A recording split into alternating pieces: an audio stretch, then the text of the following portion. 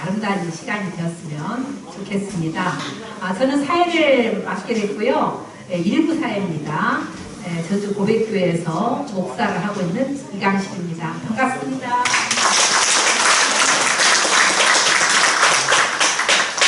그러면 우리 2021년 11월 11일 하나의 날 행사를 시작하도록 하겠습니다.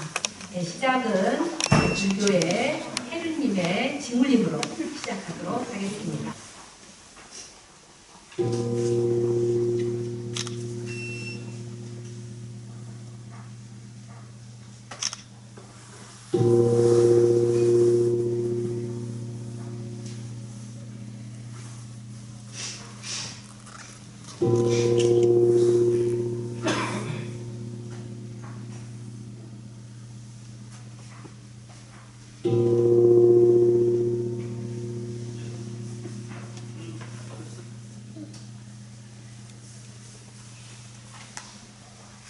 펴주시기 바랍니다.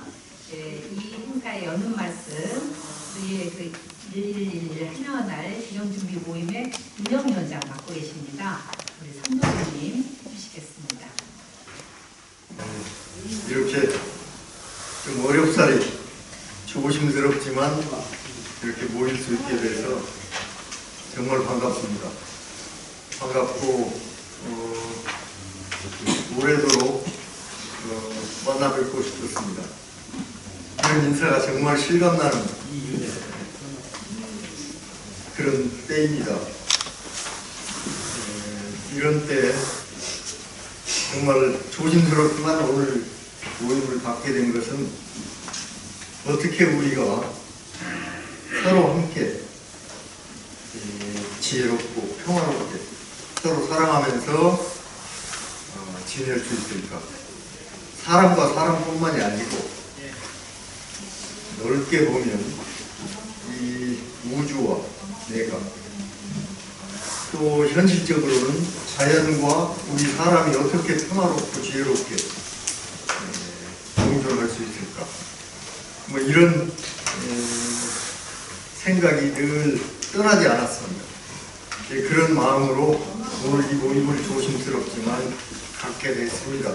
그래서 오늘 여러분들이 좋은 말씀들을 많이 해주실 거고 어려운 자리에 함께 하셨는데 항상 이 자리를 이렇게 정신적으로 이끌어 주시는 이병호 주교님께서 함께 하셨고 또 멀리 순천에 계시는 이현주 목사께서 원로에 이렇게 사모님 대동에 함께 오셨습니다. 특히 두 분께 감사를 드리고 모든 분들이 은혜 충만한 오늘 하루가 되시고 우리 모두가 이렇게 함께 지혜롭고 또 평화로운 그런 삶을 영위할 수 있기를 간절히 바라면서 다시 한번 반갑고 고맙다는 말씀 드립니다. 네, 감사합니다. 분들에게 글이나 말씀을 통해서 어떤 깨달음을 주시는 우리 이현주 선생님이십니다. 우리에게 또 격려를 해주시기 위해서 오셨습니다. 말씀 듣겠습니다. 말씀을 공부하고 가서 티베트 와서 소위 티베트 불교를 소개하신 그런 분으로 제가 알고 있는데요. 그분이 이제 오늘 동굴에 들어가서 홀로 기도하면서 명상하면서 공부를 하고 있는데 그런 자기를 가르쳤던 스승님이 하도 보고 싶어서 그래서 동굴 밖으로 나와서 서쪽 하늘을 바라보면서 그 스승님을 그리워했답니다. 그러니까 그 스승님이 구름 속에 나타나셔서 둘이 아주 깊은 대화를 나누고 기쁨을 맛보고 돌아가는데 다시 동굴 쪽에 들어와 보니까 잠깐 자기가 자리를 비운 사이에 온갖 마구니들이 잔뜩 들어와서 어제가 엉망진창으로 만들고 자기를 노릇하고 만들고 있더라는 거죠. 그래서 이 스님이 마구니를 퇴치하는 자기가 배운 온갖 소문을 내리기 시작했다는 것입니다. 근데 이런 주문을 외워도 소용없고 저런 주문을 외워도 소용없더라고요. 그래서 아무리 애를 써봐도 마구니들이 나가지 않아요. 와서 귀를 잡아당기는 거고 어제가 뭐 장난질을 치는 거예요. 그래서 스님이 뭐라고 하시는 거 아니 내가 잠깐 자리를 비운 사이에 너희들이 와서 이렇게 어지럽혔는데 너희들이 여기가 좋은가 보다. 이날 너희들 좀 쫓아내려고 별짓 다 했지만 안 나가니 좋다.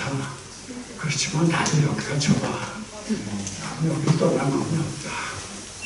그래 같이 있자 하고 있자 하고 얘기했답니다. 그러니까 스님은 다 나가더라고요. 그 얘기가 오늘 생각이 났습니다. 사실 저는 오늘 순천에서 아이들 수업이 있어서 목요일은 제가 약속하는 날이 아닌데 제 아내가 깜빡하고 약속을 했답니다. 그래서 나중에 나 오늘 수업 가야 되는데 아이들하고 약속한 건 내가 꼭 지켜야 돼. 그렇게 얘기했더니 안 된대요. 가야 된대요. 약속했죠. 제가 또 여기 와서 연주도 해야 되니까. 그래서 할 수 없이 제 아내가 학교에 전화 걸어가지고 제 수업 시간을 내일로 연결하고 그리고 제가 왔습니다. 저는 제 집사람이 하라는 대로 항상 하여튼 이 자리에 오셔서 같이 하나의 날을 축하하는 걸 보니까 참 고맙습니다. 격려의 말씀하라고 그래서 그때 여기 와서 알았습니다. 한 말씀 드렸습니다. 제가 한살 박수라고 제 나름대로 이름을 붙인 박수가 있습니다. 저 아실 거예요. 그 박수는 이렇게 치는 게 아니고 이렇게 쳐요. 그래서 한살 박수로 제가 한번 치겠는데 여러분도 같이 치셨으면 좋겠습니다. 용서님의 달등이 피리 연주 홀라리라 들어보도록 하겠습니다. 이 악기를 연주하기 전에 늘 기도하는 제 나름대로 마음의 기도가 있습니다. 이 달퉁이를 연주하는 사람은 제가 아니라 달퉁이와 저와 하나님입니다. 저희가 이 숨이 노래되어서 오늘의 무대를 바랍니다.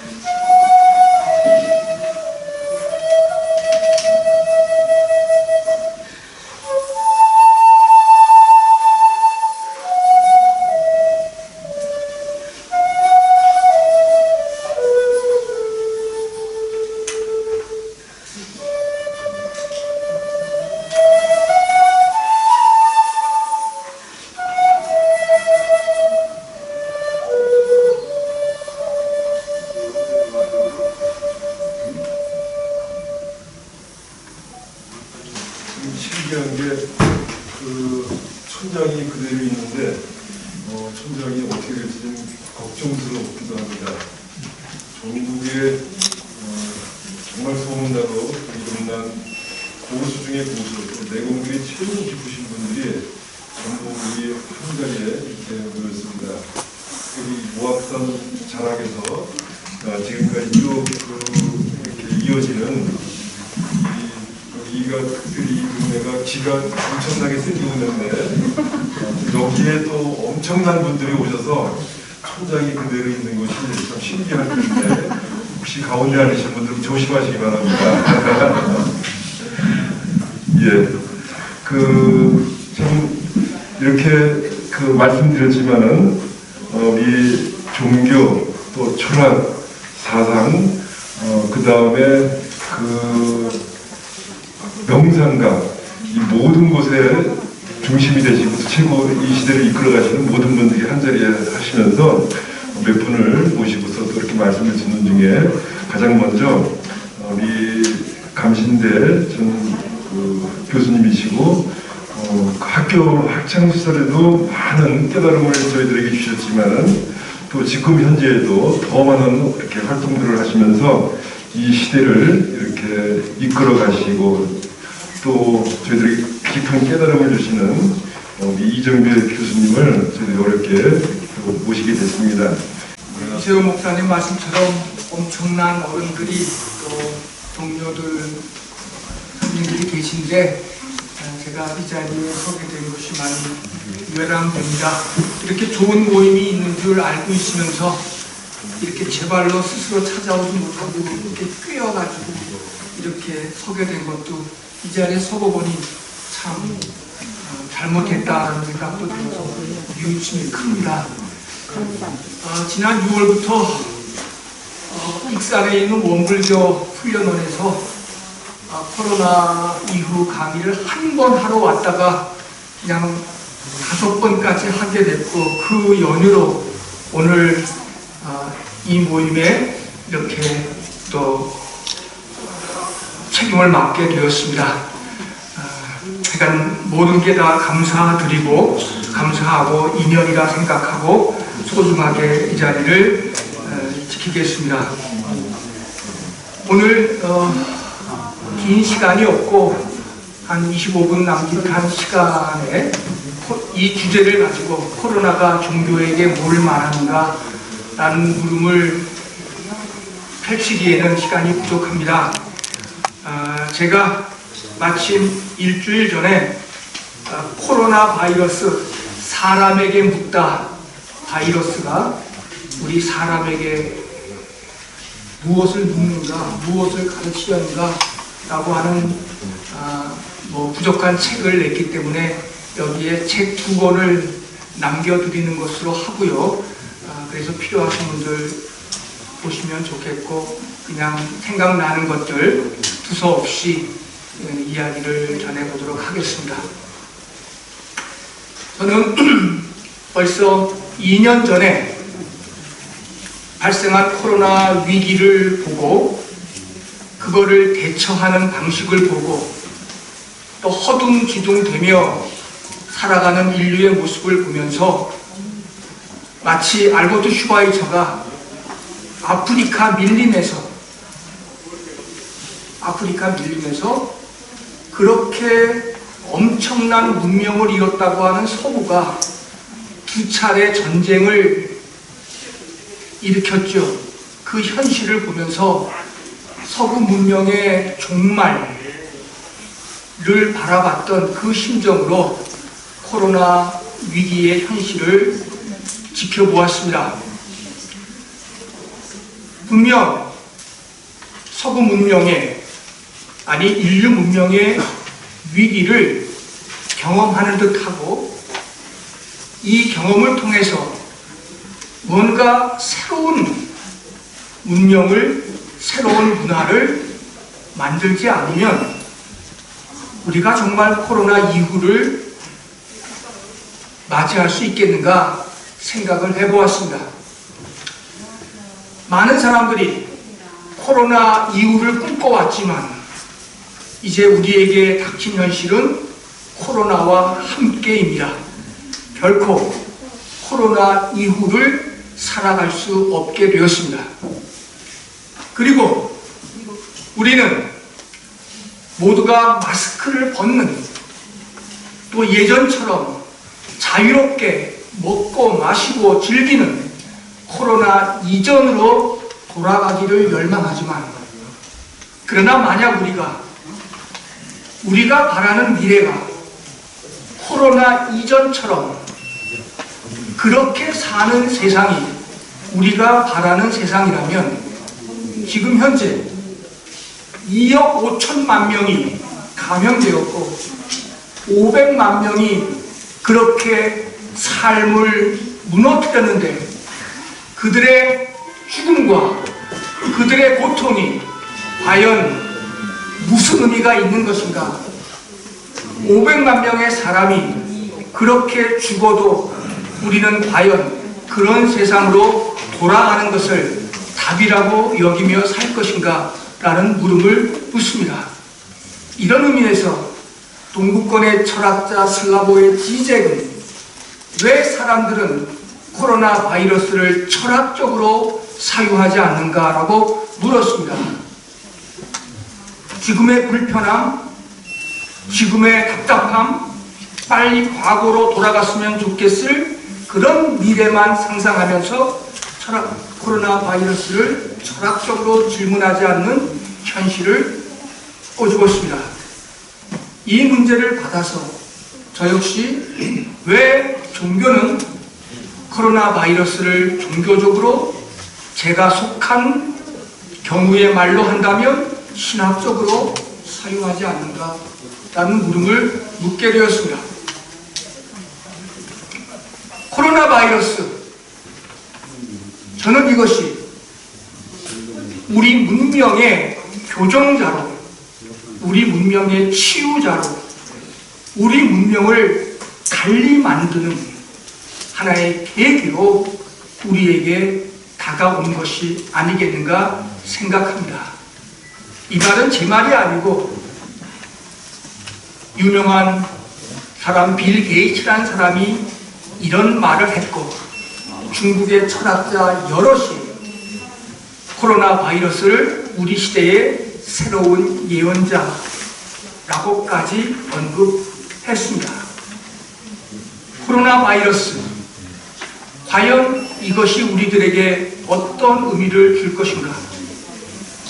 하루에도 노동하러 나왔다가 집에 돌아가지 못하는 사람들 수십 명이 발생하는 현실, 그 현실로 되돌아가는 것이 코로나 이후의 시대일까? 그것은 아니라고 생각됩니다. 저는 그런 의미에서 코로나 바이러스를 이렇게 생각하고 싶습니다. 아시는 대로 성서를 보면 하느님은 최초에 당신이 만든 세상을 참 좋았다 하셨는데, 내가 이 세상을 괜히 만들었다라고 절망하며 탄식하신 이야기가 나옵니다. 물론 이것은 인류의 보편적인 신화입니다. 꼭 기독교에 국한된 이야기가 아니지요. 원 역사의 이야기라고 보시면 좋겠습니다. 그렇게 아름다웠던 세상을 괜히 만들었다고 낙심하시면서 결국 세상이 한번 홍수로 멸망을 당합니다. 그 가운데 살아남았던 노아 한 사람을 통하여 신은 다시 한번 세상과 약속합니다. 사람들 눈에서 억울한 눈물을 흘리지 말 것, 동물들을 피채로 먹지 말 것, 사람과 사람 사이에서 정의의 감각을 잃어버리지 말 것, 인간과 자연 간의 형평성을 놓치지 말고 살 것, 이것이 처음의 창조보다 더 큰 축복의 세상으로 우리 인간이 마주할 미래가 되기를 바란다면 이 두 가지 약속을 지키라 했습니다. 그래서 종교인이라고 하면 모든 것이 가능하다, 믿으면 모든 것이 다 형통한다가 아니라, 종교인이라면 사람들 눈에서 억울한 눈물을 흘리지 말아라, 동물들을 피채로 먹지 말아라, 자연을 함부로 탐하지 말아라, 이런 몇 가지 단서와 더불어, 한계와 더불어 자기의 삶을 시작하겠다고 하는 다짐이 아닐까, 그렇게 생각합니다. 창궐하는 바이러스, 지금도 더 많이 창궐합니다. 인간이 만든 백신으로도 해결될 수 없습니다. 자신의 서식지를 빼앗긴 생명체 바이러스가 인간을 숙주삼아 자신의 생존을 확장시키는 것은 당연한 이치입니다. 그러면 우리는 앞으로 어떻게 살아야 되겠는가? 바로 사람들 눈에서 억울한 눈물을 흘리지 말 것, 자연을 피채로 탐하지 말 것, 바로 이것은 새로운 세상을 위한 하나의 뉴노멀이었습니다. 우리가 종교적으로 구원이니 해탈이니 그런 말을 많이 쓰지만 결국 그것은 새로운 삶의 양식을 위한, 새로운 문화를 위한, 새로운 세상을 위한 새로운 노말, 새로운 규범을 우리들에게 주는 것이 아닐까 싶습니다. 저는 예수의 탄생도 그런 의미에서 읽고 싶습니다. 수많은 사람들이 어려움에 처했고 고통스러운 삶을 살고 있었던 모양입니다. 신의 아들이라고 하는 사람이 이 세상에 왔는데 당시의 세상은 뉴노멀로 온 예수를 받아들이지를 않았습니다. 우리가 성경을 읽으면서 놓치고 있는 부분이 있는데 그 뉴노멀, 예수가 이 땅에 왔을 때 그와 동년배의 어린아이들 2만 명이 죽었다라고 하는 성서의 기사가 있습니다. 사실인지 아닌지 모르겠습니다. 그 당시에 2만 명의 어린아이들이, 예수와 똑같은 나이의 어린아이들이 그 당시 그 지역에 살았는지 모르겠습니다.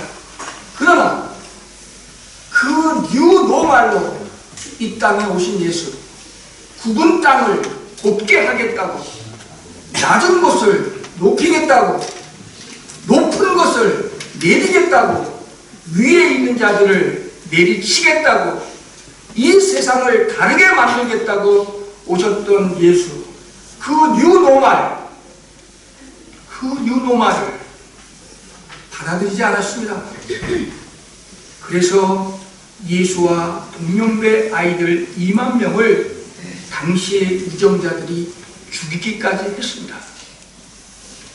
뉴노멀은 이렇게 큰 희생과 고통과 아픔을 동반하며 이 세상에 다시 오는 법입니다.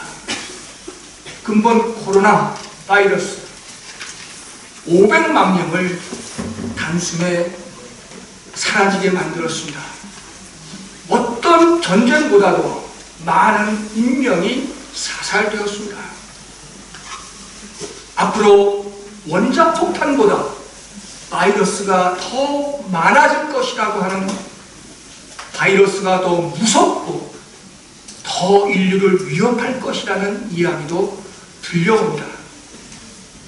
앞으로 우리가 이런 식으로 계속 산다면 기후 붕괴로 말미암아 얼어붙은 시베리아의 동토가 녹아서 해마다 40만에서 50만 종의 새로운 바이러스들이 창궐할 수 있다는 이야기도 거짓이 아닙니다.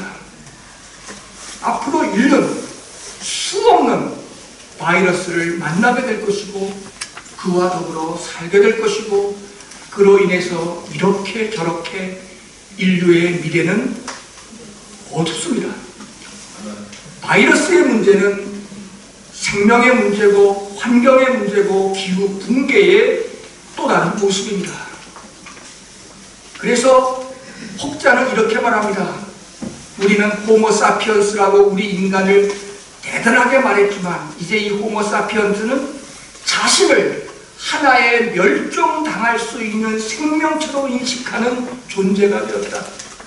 자신도 멸종당할 수 있는 하나의 생명의 존재가 되었다라고, 그렇게 인식할 수밖에 없는 생명체가 되었다라고 말하는 학자들도 여럿입니다. 종교, 많은 사람들이 과학적으로 백신을 만들어내고 또 경제학적으로 그린 뉴딜이라 하면서 디지털 뉴딜이라 하면서 나름대로 기후를 지키려고 산업을 그 와중에서 생각해 보려고 애를 씁니다. 종교는 과연 무슨 일을 하면 좋을까요? 여기에 모이신 분들은 종교가 만든 무수한 경계조차도 부수겠다고 하는 각오를 가지고 또 그런 신념을 가지고 살고 계신 분들이라고 믿습니다. 인간이 만든 모든 경계를 부술 책임이 우리들 몫인데, 때로는 우리들 스스로가 너무나 많은 경계를 만들어 왔으니 이제 우리는 우리가 만들었던 그 죄부터 회개하면서 이 코로나 위기 앞에서 우리 종교인들의 책임을 다시 한번 생각해 봅니다. 우리는 무엇을 가르쳐야 할 것인가? 사람을 위해서 종교가 있지를 않았습니다. 따지고 보면 종교를 위해서 사람이 필요했습니다. 사람을 위해서 경제가 필요한 것이 아니었습니다. 경제를 위해서 인구가 부족하다고 거듭거듭 우리들은 세례를 당해왔습니다. 우리가 사람을 위한 종교가 되려면, 그리고 생명을 살리는 종교가 되려면, 오늘 우리가 전하는, 아니 나 자신부터 내가 나에게 그리고 내가 사람들에게 무슨 이야기를 말해야 할까? 많은 이야기가 있지만 네 가지로 간단하게 말씀을 정리하는 것으로 오늘 촉박한 시간을 마무리 짓겠습니다. 첫째는 우리 모두 다시 한번 이 단순성이라고 하는 가치를 다시 한번 마음속에 새겨 놓기를 바랍니다. 욕망과 종교는 항상 반비례합니다. 그런데 대한민국의 인구 전체를 합한 숫자보다 종교 인구수가 더 많다고 합니다. 그만큼 자기 종교의 숫자를 과대 포장하여 발표한 통계학적 수치가 그렇습니다. 그런데 대한민국은 OECD 가입국가 중에서 욕망 지수가 가장 높은 나라가 되었습니다. 한마디로 이 땅에 종교가 있을 이유가 사라져버린 겁니다. 종교가 왜 있습니까? 종교와 욕망은 반비례해야 옳거늘 종교가 많은 이 땅의 현실은 가장 큰 욕망을 불러일으키고 있습니다. 그래서 저는 단순성, 최소한의 물질로 살아내는 삶을 종교인들 스스로가 살고 종교의 가르침도 그리해야 될 것이다. 코로나 이후 사태 앞으로도 우리가 코로나 이후 사태 앞으로도 이전보다도 더 많은 가난한 사람들이, 가난한 국가들이 무너져 내릴 겁니다. IMF와 같은 혹독한 경험을 당하는 국가들이 여러 생길 것이고 그런 아픔을 겪는 사람들이 적지 않을 것이라는 것이 코로나 이후를 예견하는 사람들의 중론입니다. 그렇다면 교회는 보네포의 말대로 자기 건물을 팔아서, 자기 가진 것을 팔아서 교회가 사람을 구할 때가 되었습니다.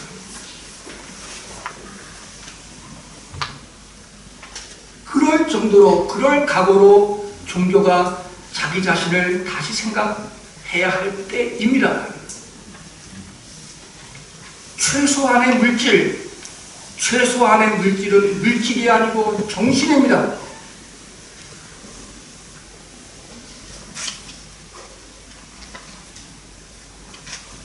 오늘 우리가 그런 정신을 가지고 있는가? 그런 정신을 가지고 교역자들이 살아낼 수 있는가? 그런 말씀을 당당하게 선포할 수 있는가? 그러려면 우리 모두는 은총의 감각을 어느 때보다 강하게 느끼며 살아야 합니다. 사실 불교의 연기설도, 원불교의 사은설도, 그리고 기독교의 은총도 사람은 자기 혼자 살 수 없다는 그런 가르침의 각기 다른 표현입니다.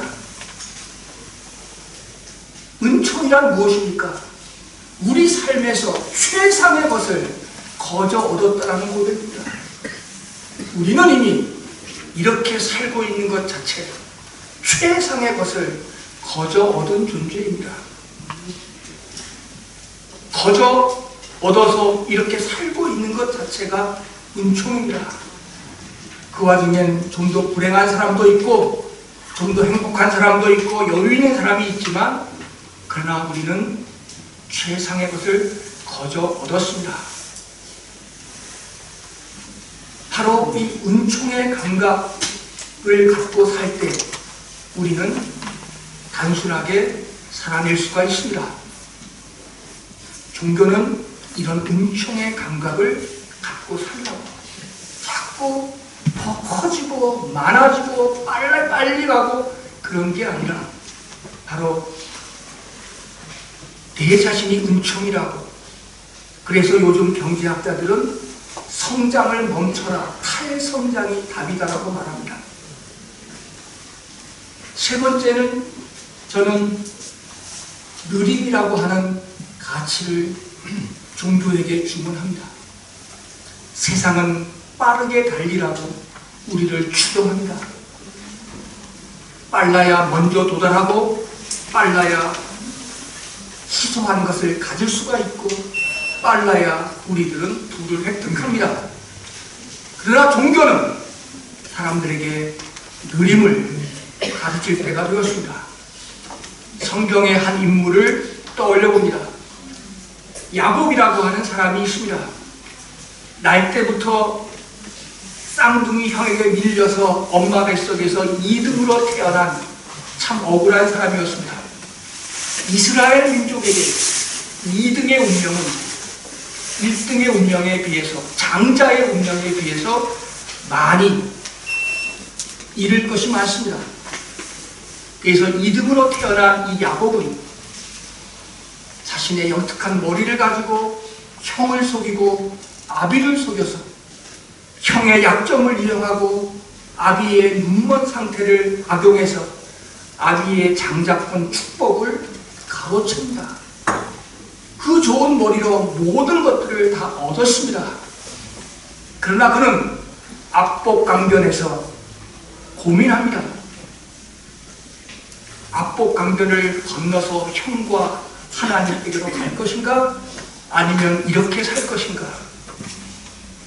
또 다른 자기의 분신인 천사와 더불어 압복강변에서 힘껏 싸우다가 환도뼈가 부러져서 쩔뚝거리며 걷게 되었다고 말합니다.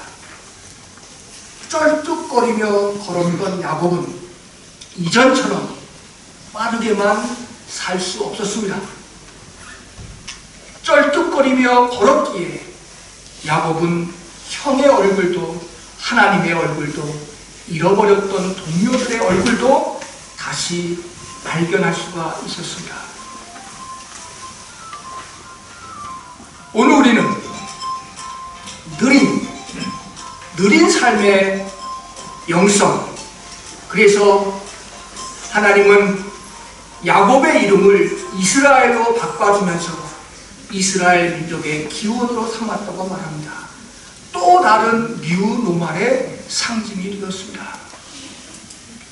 지금 세상은 뉴노멀을 원합니다. 예수가 구원이고 붓다가 해탈이고 말하는 것은 이 세상의 뉴노멀을 살도록 하기 위함입니다.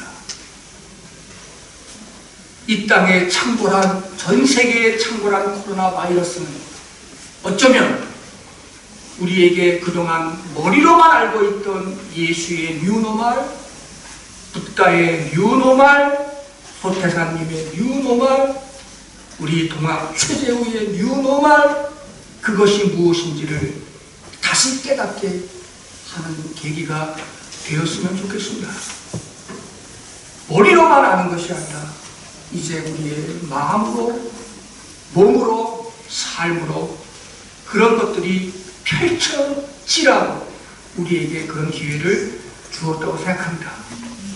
그런 삶을 살 때 우리는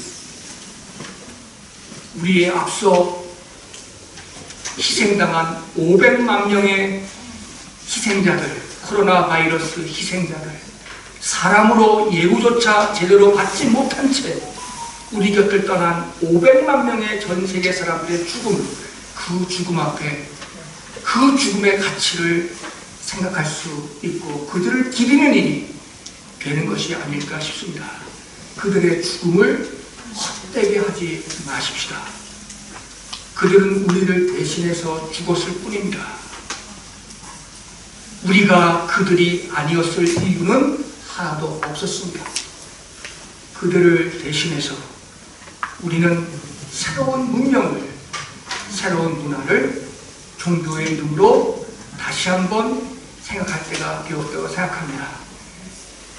2021년 11월 11일 11시 우리의 하나 되는, 한 몸 되는 오늘의 행사도 새로운 문명을 만들겠다는, 새로운 뉴노멀을 이제 몸으로 이루겠다는 우리들의 다짐의 날이 되기를 바라면서 짧은 시간 축복한 마음으로 이렇게 말씀을 정리합니다.